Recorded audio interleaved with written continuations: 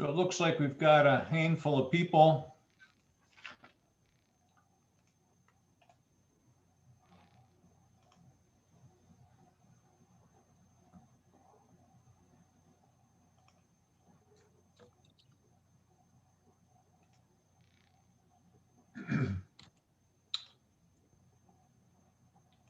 Afternoon, Keith.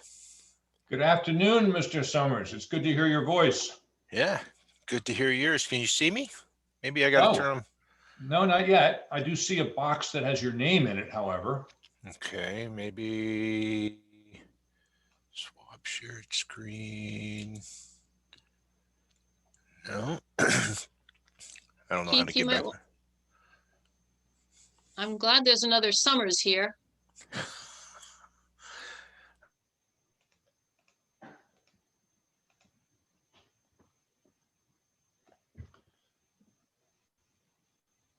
Yeah, see, we're starting to get some people drop in. So if everybody could just be patient and wait a moment. I can see you now, Jeff. Yeah, I had to figure out how to turn on my camera.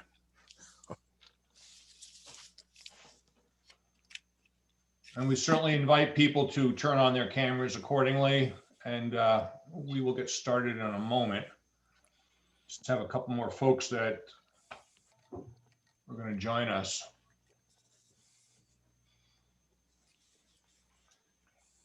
And I've also shared my screen as a little material just to get us aligned and on the same page here today.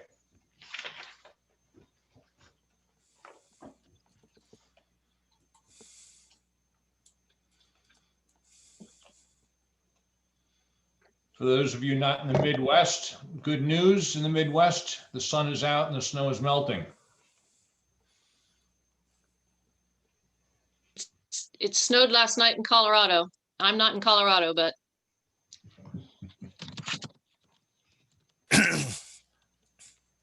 Well, in Florida, we're still sunny and 80, so it's easy to predict the weather down here.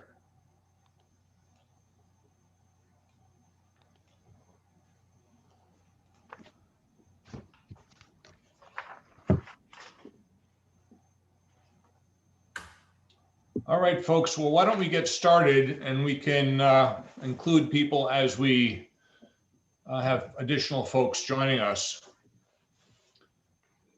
Thank you for joining us today. My name is Keith Luce, for those of you who don't know me, and with my colleague Jane Summers Kelly, we're running actually a series of three roundtable sessions, which are focused on really getting information to folks and having a dialogue around what's going on in this kind of post-COVID world. And today, specifically, what we're going to do is spend some time using a framework that we've developed, which really allows us to think through all parts of an organization, starting with the strategy, which is on the top of your slide on the right side, which when you think about an organization, we all have their strategy, which defines value differentiation, the strategic objectives, what the customer experience needs to be. In today's conversation, we're going to focus more around what are you seeing with regards to shifts in values and behaviors from clients and customers, and what are the implications to your strategic planning process and how you then rethinking that. In subsequent sessions, we're going to focus on what are the capabilities, what are the implications to an operating model, and then finally, how you actually start execution, and what does that really mean with regards to taking a new way of thinking about strategy and translating that into an operating model and the execution of your business. So with that, just a couple ground rules. We're going to try and keep today to 45 minutes. That's what we originally established. You're welcome to stay longer if you'd like. Everything we say on this call will be confidential. It's not going to be shared with anybody else. I will, however, go through the comments that we make today and simply summarize some of the key themes and be able to share that with ourselves and others, not attributing anything to anybody, but again, just in the spirit of roundtable, sharing the information out. The roundtable is not for marketing or selling. I'm not here to sell or plug anything. This is just something that I do as part of the role that I play in my organization, is bring people together to have dialogue around topics of interest. And also, we're here to share.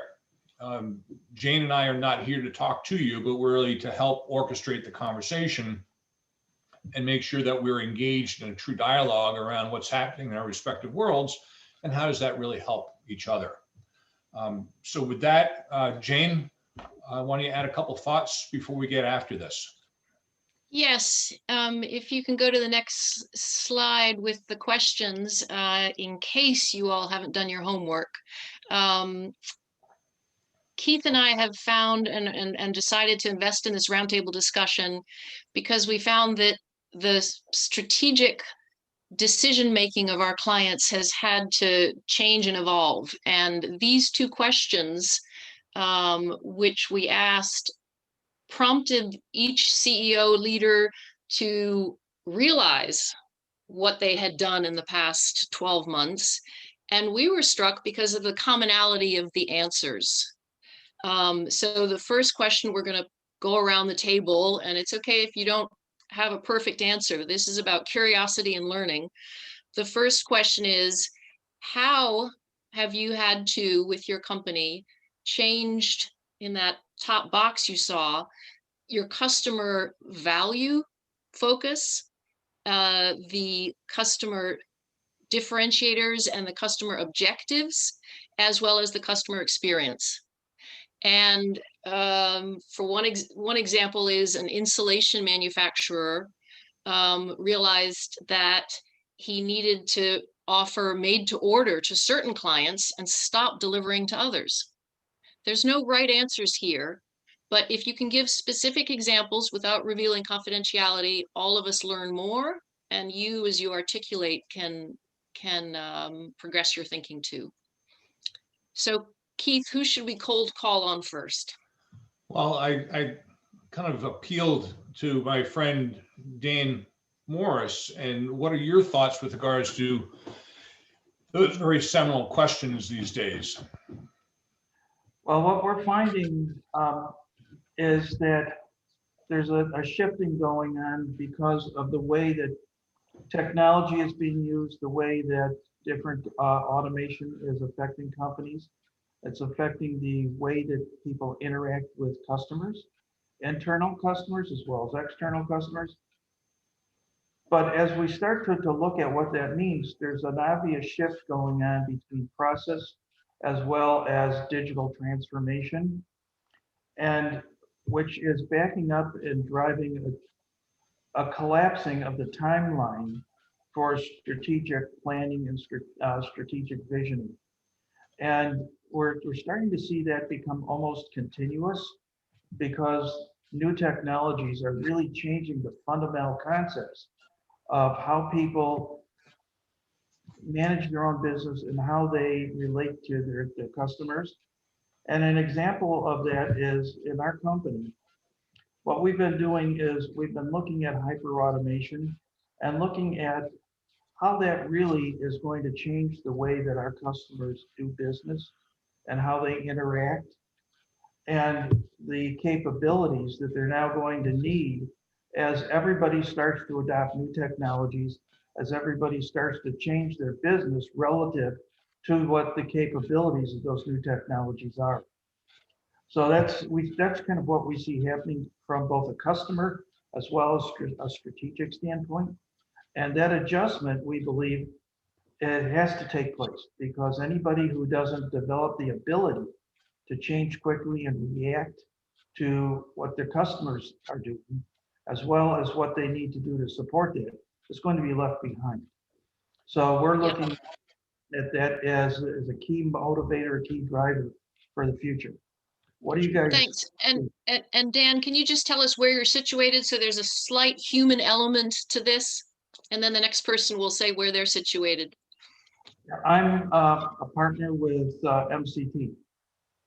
And based in what city, state is what I meant. Human. I am in Florida.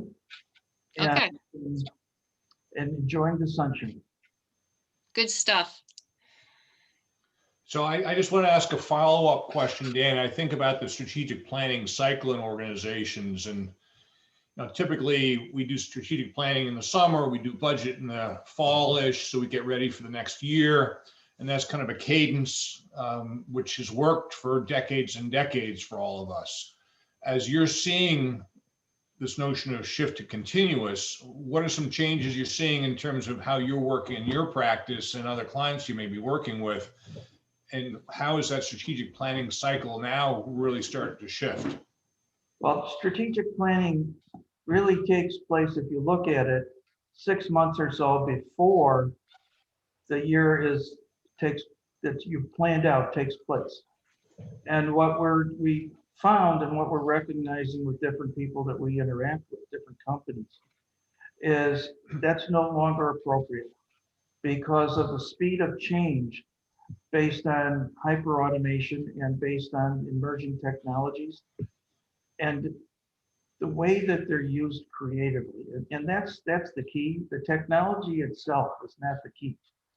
The use of that technology, the way that it's changing business operations, the way that it's being adopted by customers requires a flexibility that a 6-month lead time and then a year of delivering it just can't support.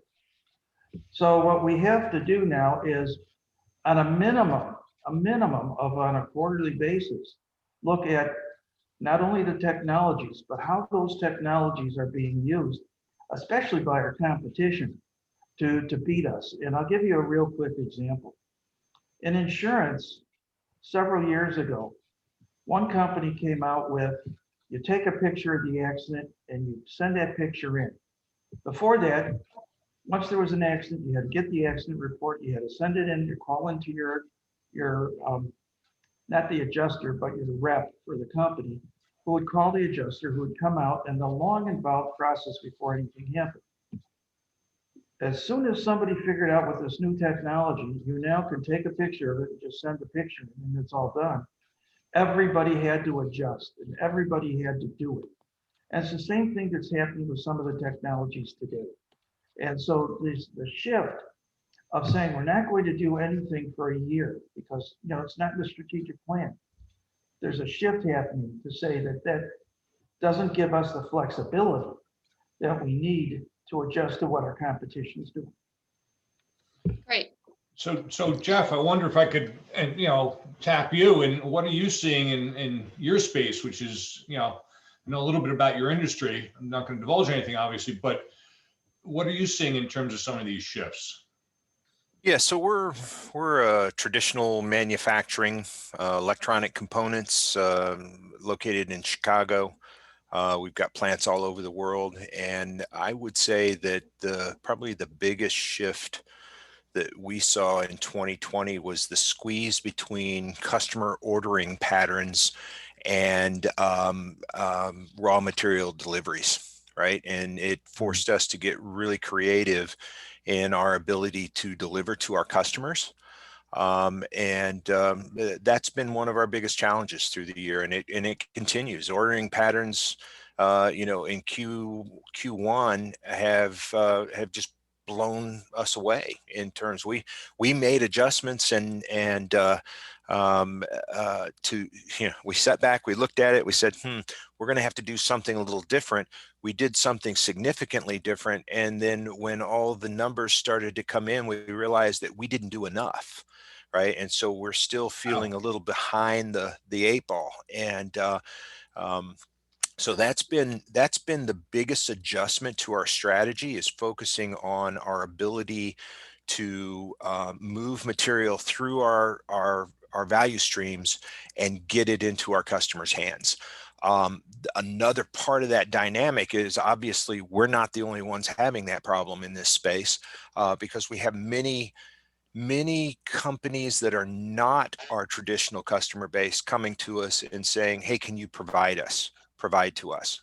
And while that's a great place to be, the fact that we're having troubles on the component, that squeeze between components and customer orders, is preventing us from growing the way we really want to grow, right? I mean, and that's part of the strategy, is to grow, but we realized when we hit the gas, there wasn't another gear. And so now we're having to look at the organization and say, what are some of the capabilities that we seem to be missing to be able to drive that strategy at a high rate of change, right? It's a high speed change that's happening to us, and we don't have the agility to keep up with it right now. That's our biggest struggle. So Jeff, I'm curious, as you describe this kind of, how do you rationalize more agile-ish the supply chain? Can you share, to the extent that you're comfortable, what's happening with the customers? Are they doing more mass customization? Are they doing larger, smaller? Is there something changing on the customer side that was not predicted or predictable, which now causes this tension in the supply chain? Right. Just so we can understand, from a manufacturing perspective, what's going on with the customers that's making you crazy. Yeah, Right? that's a great question, right? So yes, their ordering patterns changed significantly. We have basically two different kind of streams of business, right? One part of it could be characterized as relatively high volume, low mix custom products. The other is a very long tail of niche products we call the aftermarket, which are perhaps formally produced custom products that have now the vehicles that they were going on, or the model years they were going on, have now kind of transitioned into the aftermarket, and we've got to be able to produce those. So we have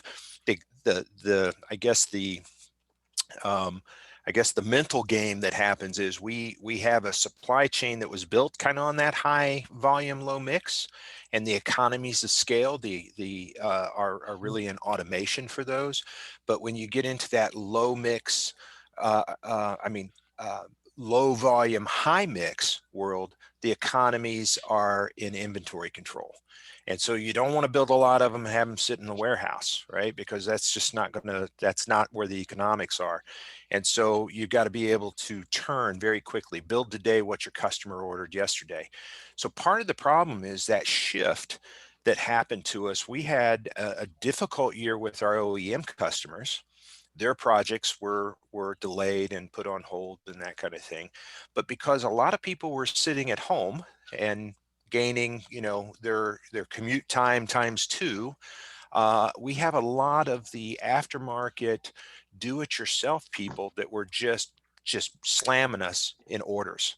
We had record years. Our customers had record years when we talk about that aftermarket area, and we realized that we were probably better tuned for those OEM high volume low mix than we were for this aftermarket high mix low volume. And that was kind of the boomerang on us, right? And so we had to adjust to that. So customer ordering patterns, because of everybody being at home, we believe that's the driver for it, but that's definitely what happened. Was this aftermarket do-it-yourself just took off, and the OEM kind of slowed down.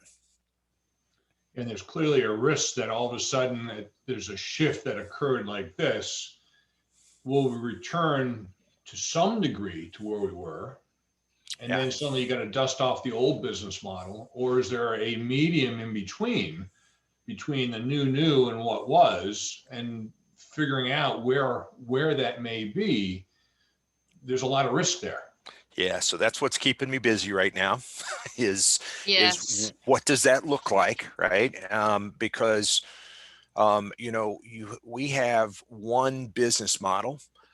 We pretend we have one business model, but in reality, we really have two. And we need to admit that as a team. And I think we've finally gotten to that point that we need, and it can be, they can coexist, but we need to recognize that we have two different, methods of delivery for that value proposition. So the partnerships, the activities and resources necessary for high volume, low mix are radically different than the high mix, low volume.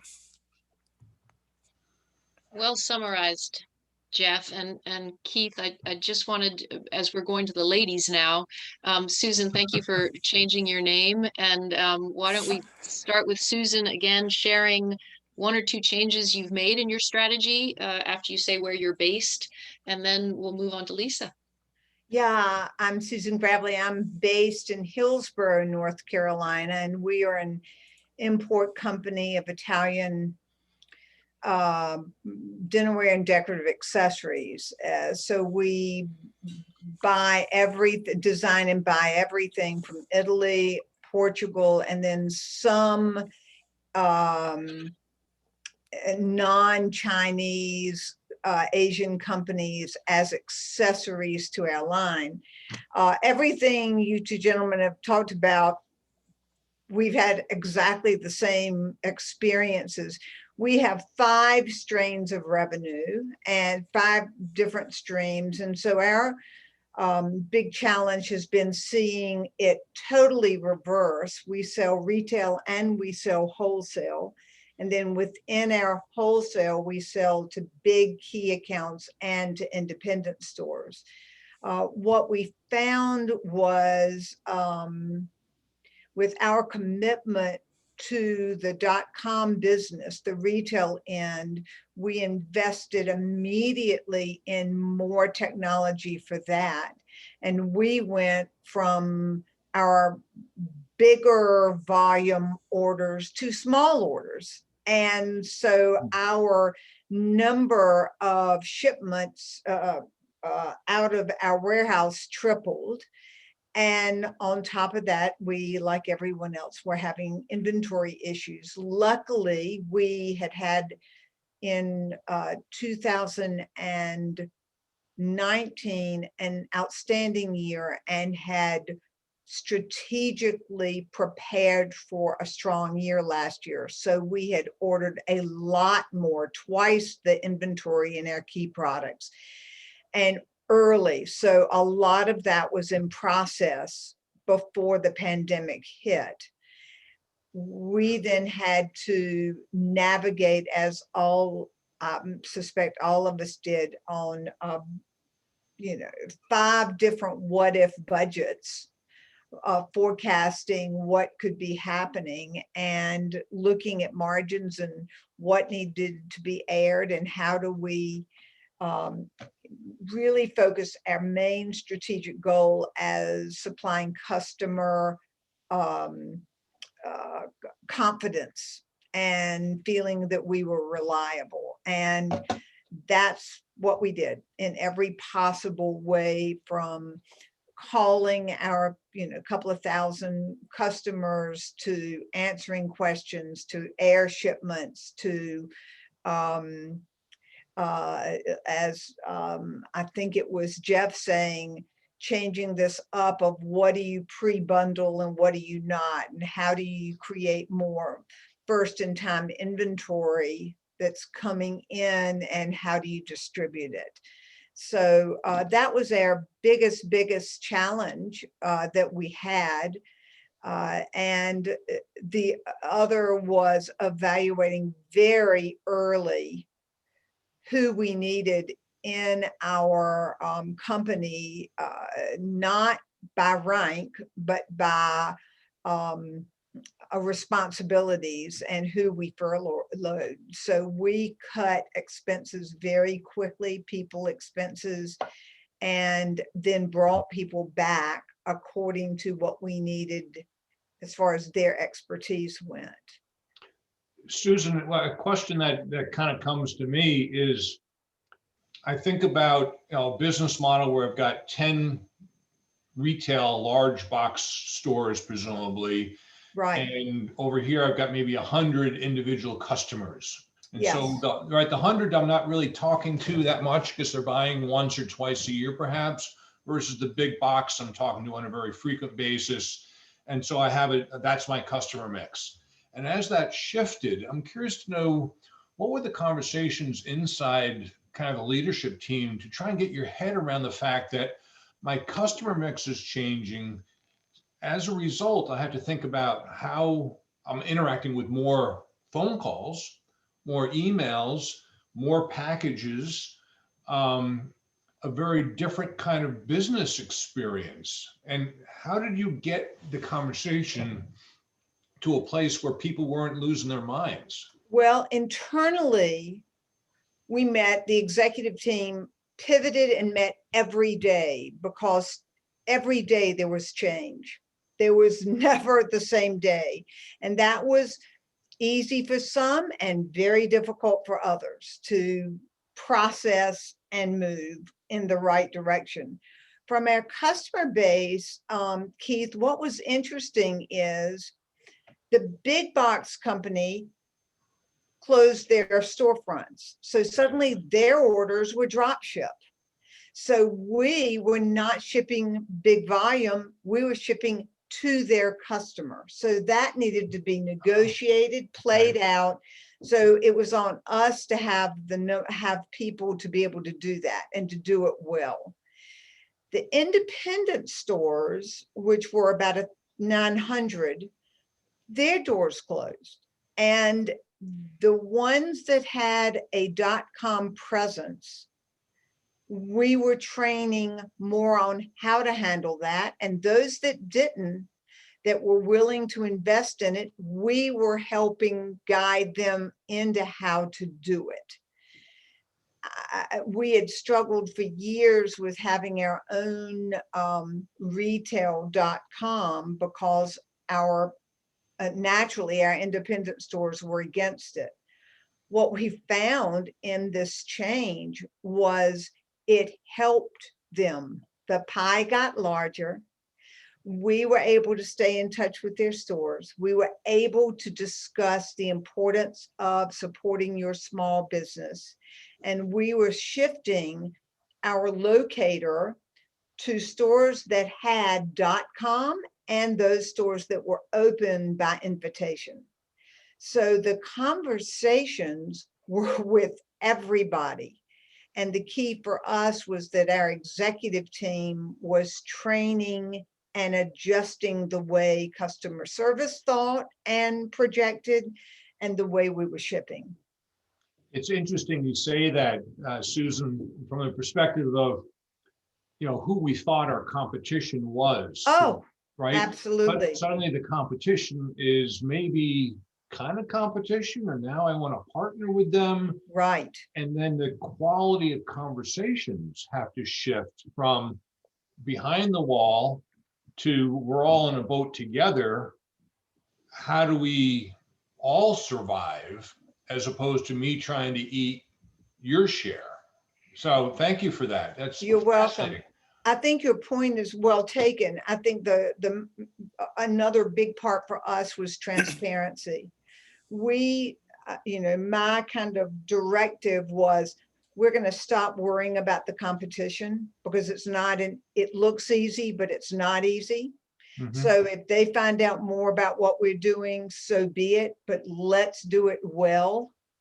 And let's really focus on our customer base and for me, the vendor base, because all of the vendors closed down. And then even today, they're only 60% full. So it was everybody being open and knowing what the needs were. I started a happy hour every week where I was speaking with one of our vendors who was showing the process of how it was made, talking about the location and who the vendor was for our stores and our end consumers. So my kind of mind was, if 10 people want to take over part of our business, let them try. But I'm going to establish the relationship that makes me feel like I'm running a good business. It's a perfect example of how customer experience, you evolved it, yes, and changed it. And another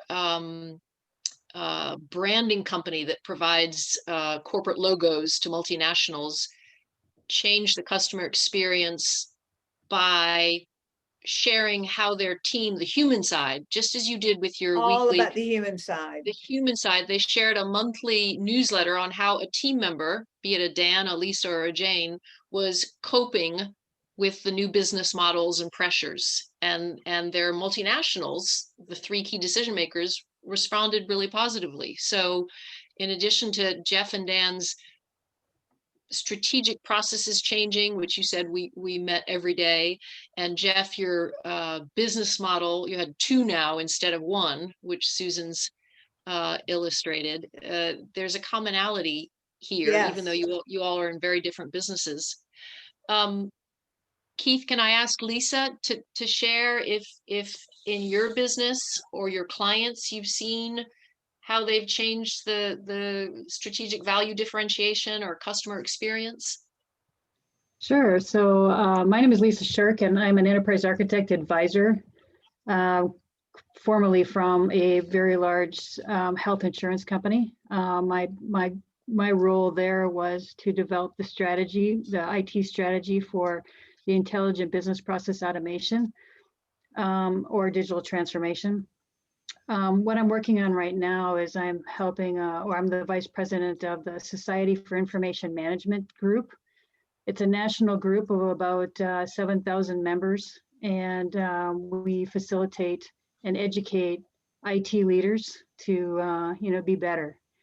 And I am the vice president of the Minnesota chapter here. One of the things that we have had to shift drastically was, our value proposition was really monthly get-together meetings where we would, be able to network with people one-on-one in person. Well, obviously that's changed this year, so that was a drastic shift. But what we needed to really do is understand what our customer, what their journey was, how do they want to interact with other IT leaders in the community and nationally. We've develop new programs. I am leading a group within our national community for enterprise architects, and developing that conversation on a monthly basis. And we really had to relook at our technology, how we're connecting with our members, what is the value that their members are getting, make sure we communicate that value, renew totally different technology stack. I mean, obviously we were doing everything by hand basically before. So anyway, that's kind of a little bit different from the manufacturing and the retail examples. But it's been a challenge this year, but we've got huge plans for change. And I know what Susan was saying, that having those conversations of every single day of how we're going to improve, how we're going to add more value. And that just increases the value to our members and then creates barriers to entry for our competition. So what's striking about, there's an interesting theme, and I'm here, I'm sure you guys are hearing it as well, is organizations have typically figured out how to deliver whatever the products or service, the value prop. And all the stories we've heard so far is force the organization to say how we deliver, which we've optimized based on years of learning. All that's almost had to be fundamentally rethought because the customer values have changed so much. It's not that I'm buying something which is blue to a different shade of blue. It's fundamentally everything has changed. Everything from what the products, how it's shipped, how I access them, my pricing, how I source it, everything's up in the air. And then on top of that, the customer says, I want touchless, I want mass customization to another degree. And, I'm just thinking about your story, Susan, it's not one variable changing, it's all 10 of them. And then tomorrow, 9 of those changed again. You're on mute, yes. Susan, just so you know. All I was saying is correct. But that leads me back, and I know we have about 10 or so minutes left. It might be interesting if we pivot the conversation, if you guys are okay, having heard the stories and going back to, well, what are the capabilities that organizations really are now struggling to develop. And I'm not saying, well, I need a new .com store, or I need to be able to push packages out of a warehouse faster at a lower unit cost, because that's all stuff that we know how to figure out eventually. But there's some fundamental things, capabilities in terms of how we work together, how we make decisions. Jeff, the notion of we had one business model for a long, long time. We've been forced to think that there are two. Now, to me, I go, well, what's the big deal, right? Yeah. That's probably 100 years of history that you're trying to unwind, and no one's going to go for that. Yeah. So And 75 years, right? thank you. And Thank you. and to your point, it's exactly where my head was going with this next is and listening to Susan's comment on some people were able to adjust and others weren't, right? And so one of our biggest organizational challenges, and by the way, I'm continuous improvement, and I practice on both the technical and the social side of continuous improvement, right? And so change agility is something that I'm very interested in. And with that 75 years of manufacturing tradition, we were not change agile. And that has been one of the biggest challenges for the leadership team, is not only to challenge themselves on that, but then to challenge their teams on that. And so that I've spent a lot of calories this summer coaching people, encouraging people, teaching them, change tools, and just kind of holding their hands through that process, because a lot of people just weren't used to it in our organization, and it was a challenge for a lot of people, right? And once we found somebody that we leveraged them, right, as part of our strategy, and let's all kind of keep trying to move together and try to, one of my favorite sayings is keep your knees bent, because you can shift direction and accelerate quickly.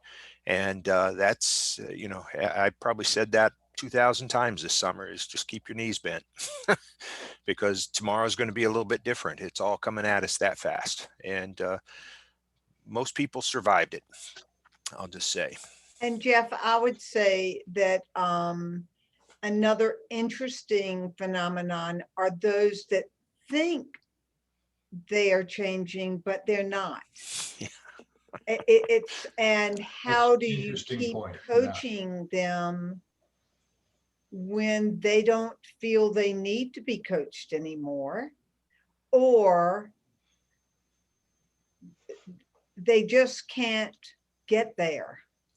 Yes, and Mitch, who couldn't join today but is going to join the second roundtable, shared a story of he runs the Western Americas for his company, and how it's the headquarters that he has to keep influencing to change.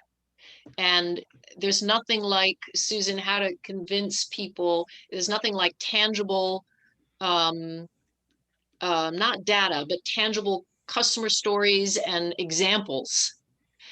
And you all know that for a positive relationship, it takes 3 positives to 1 negative. You have to give them positive feedback when they inch towards change. Lisa, whether that's actually asking your members, what do you want? And investing the time in that, you have to reward people for that, because it's not always a very satisfying monetary effort. Yes.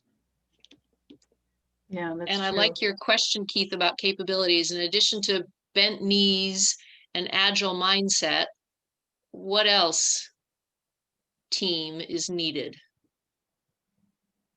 Well, I don't want to take all the time, but it's certainly that stress on the organization certainly uncovered other deficiencies that had to be addressed, right? And maybe some of those people who thought Like they what? didn't need help. Bad behavior. I can leave it at that, if you will, right? So, if something's not working right, a tendency is to, blame the supplier, for example. Right. And inside the organization, the blame started going, different directions with some of the stress. And so that was another coaching opportunity amongst the team. And certain individuals had more challenges than other individuals, and we had to keep an eye on it. What was successful for you in trying to, shift from we find ourselves in stress, so we start to point the blame to move the pain away from me someplace else, right? That's just natural. How did you then start to move from there? Keith, it's interesting. I started drawing system dynamic diagrams for the team, including behavior, right? So as this occurs, what do you think happens in the mind of the customer or the supplier or that part of the organization, and could get them to see not only the need to change their processes or whatever, but their behavior in a lot of cases, and that seemed to work. Doing it on a fly, but when I did it the first time for somebody and they said, "Wow, that really helped," then I went back to it a couple of times. But that was one of the tools that I used, was just do a system That's a dynamic. great example, because how many of us are visual learners? So you can talk to me all day long, and Yeah. I may or may not get it, but you start drawing some of these, the mind maps. Yeah. With causal loops and reinforcing and what have you, and then Yep. suddenly people go, "I don't hear what you're saying. I Yeah. see what you're saying." Right. Which is hard to do virtually, isn't it? We should get used to the whiteboard. Yeah, you can. You got to, because I don't draw a good circle with my mouse. So, but yeah, another client to feed off that, Jeff, in Charlotte, a machine manufacturer, to motivate, brought it down in terms of it was very much a supply chain. He brought the cross silos together more frequently. Because usually marketing and sales was out there on their own, and supply chain is running the factory and dealing with the factory operators, and they and tech needed to talk much more frequently and align their strategies, not annual now, but quarterly, with each other's wording, even to make it human. Okay, I hear you, Lisa, and this is why I'm going to incorporate your supply chain strategy into mine. Yeah, it was kind of interesting. Right as this began, I had been tasked with doing an organizational diagnostic. So 40 odd questions, 35 people, 10 weeks to interview and analyze the data. And, one of the things that came back out of that was organizational health issues. The senior leadership team had trouble trusting one another. And so we started into that work on trust just about the time all of the stuff started hitting the fan. Right. And so that it kind of felt like, maybe that was a, divine intervention, but we had started down the road on having that conversation around trust and common language and those kinds of things. I actually used some material from Patrick Lencioni on the dysfunctions in the book The Advantage as a framework to kind of help the team walk through that, and that was very beneficial from an organizational point of view. It also helped with the change agility to have that conversation at the leadership team. I hate to think about what would have happened if we were not as aligned, and we're not totally aligned yet, but what would we have been like if we had been that very dysfunctional team that we started with? Well, it's nothing like having a global massive disruption to fundamentally shape the boundaries of what, right? So I've got a boundary between me and supply chain or warehouse or whomever, and I never trusted those guys over there. And now suddenly the boats are all burning. Yeah. And now I can no longer go back to the behaviors or the boundaries, be it silos, be it whatever, because, to some of your points, Susan, everything is up for grabs, and we have to meet daily, because if we don't talk daily, we're really sunk. And it's not like you're going to cut my budget 10%. It's like we're all going. Yeah. And Keith, and this transitions really well into the next roundtable. If you go back up a slide, we're going to focus on the organizational and the organizational structure and the people side. And Susan has a great example of next gen trusting, which I'm hoping you're available March 18th. I know Mitch and Jim are going to be joining us as well. Keith, I pass to you to wrap succinctly everybody's rich input. Well, thank you. As I mentioned earlier, this was kind of an experiment that Jane and I are embarking on and bringing people together. And I hope this, for this group of us, you found this useful and will continue to participate in other dialogues, which again, are meant to share experiences, not just to affirm what we've all gone through individually, but maybe there's some nuggets. And even if the nugget is, try something a little bit different, that's great. What I will do as a result of today, and I've taken some notes, is I will pull together kind of a summary of some of the things I heard, and then send it back out to everybody. So you have this as a reference point to really, reflect back on. And as Jane said, we have 2 more planned, and I like to look at this framework, which now maybe has a little bit more relevance based on our conversation. If we think about business planning, which is now rethought to be much more continuous, as Dane kind of started that dialogue and that ball rolling, there are new capabilities. And it's not necessarily capabilities that are just, I need a capability to deliver product or provide an experience for my customer. I need the capability to trust my peers in a new way. I need to plan differently. I need to be able to do diagnostics. And I'm probably thinking, Jeff, you did 40 questions with 35 people. If you were to do that exercise today, you'd probably do it fundamentally different, because you don't have 10 weeks to figure out what the problem is. Right. You've got to figure out in 1 week 80% of the problem, because you got to get after it, and I can't wait 10 weeks to figure it out. And I think that's that whole notion of, we talked about change and accelerating pace of change for years. Now it's become real. So next time we're going to talk more about this notion of what are these capabilities and how does it really inform my operating model? Operating models are also very static in terms of how they've been traditionally defined. And now we're finding that organizations have to come up with much more adaptive structures. And I'm not talking about the organizational design, who reports to who, but even thinking about, well, front office, back office, manufacturing versus distribution. Those are all very traditional terms when we think about how we operationalize our business. And I think we've found that we've broken a lot of those traditional models. And as humans, we need to land on something that we can put our arms around. And I think getting to that next thing, that 2.0 thinking about operating models, is going to be helpful for people.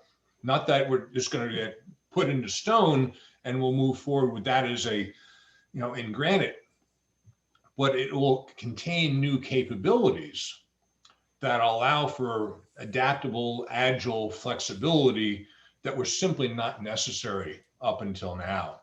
And then the third session, as Jane was describing the 3, will then focus on how do we start to do execution, right? Which is all about the bottom part of this. What are the people, process, technology considerations? And I go back to something I heard from you, Susan. It's not about the people, it's about the roles, right? It's about the work, right? The work is important. And if I'm an accountant and we don't need more accountants, maybe I have the ability to go pack boxes, because that's the work.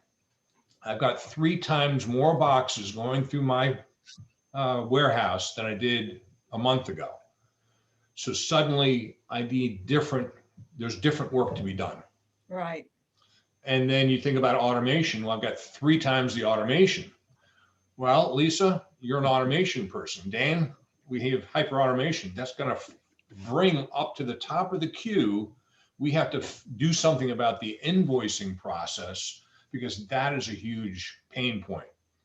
And so it really drives a very different kind of dialogue amongst ourselves. So therein lies my summary is the intention of the 3 series here is to start with the strategic, move into how we then structure our businesses, and then how do we execute and what have we learned. And then, as I know Dan and I have had some interesting conversations recently, does the dial go back to the way it was? Does it stay in this new alleged normal?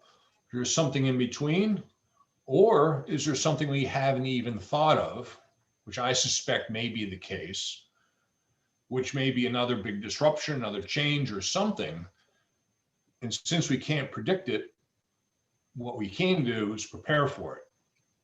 Yep. And I like that. Right?